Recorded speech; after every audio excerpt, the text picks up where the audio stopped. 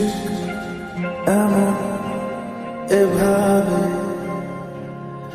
তুই থেকে যা স্বভাবে।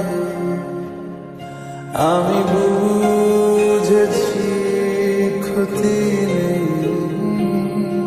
আর তুই ছাড়া গতি নেই। ছুঁয়ে দে আমার ফুটে যাবে